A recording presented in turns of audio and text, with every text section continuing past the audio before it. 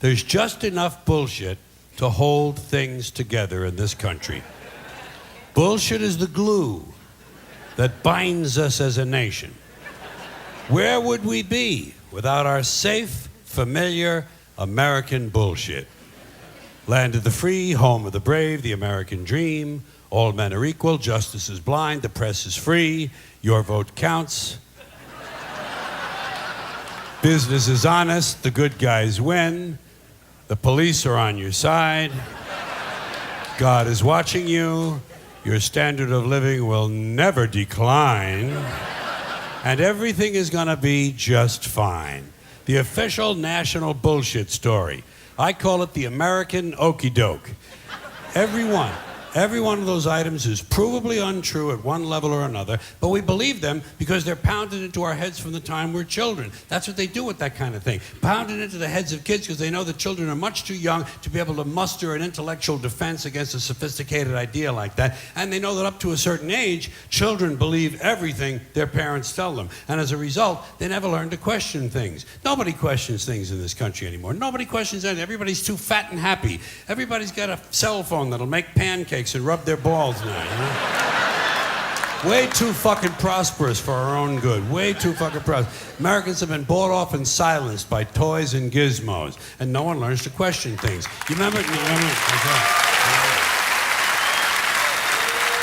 Now, okay. You remember Barbara Bush? I call her the silver douchebag. You remember her? Okay.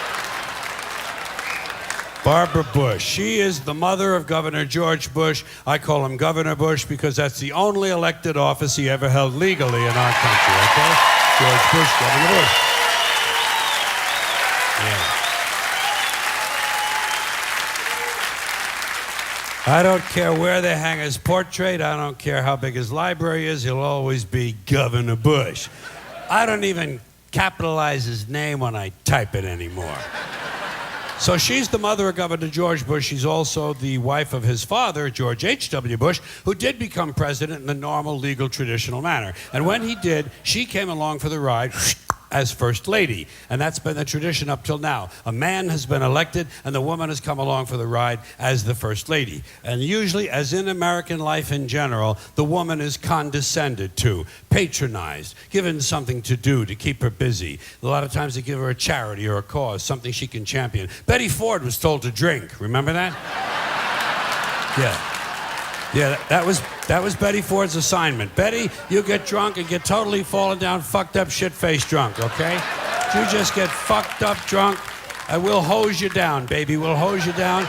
We'll put you in a facility, you'll get sober, and then we'll put your name in the facility. Liza Minnelli can get sober, and everything's gonna be okay, right? That was her assignment.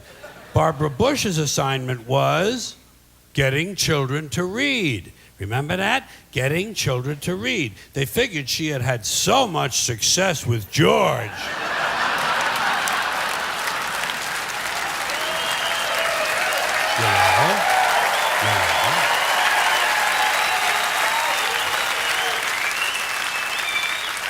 That she would be a natural to get children to read, which misses the point completely. Not important to get children to read. Children who want to read are going to read. Kids who want to learn to read are going to learn to read. Much more important to teach children to question what they read. Children should be taught to question everything, to question everything they read, everything they hear.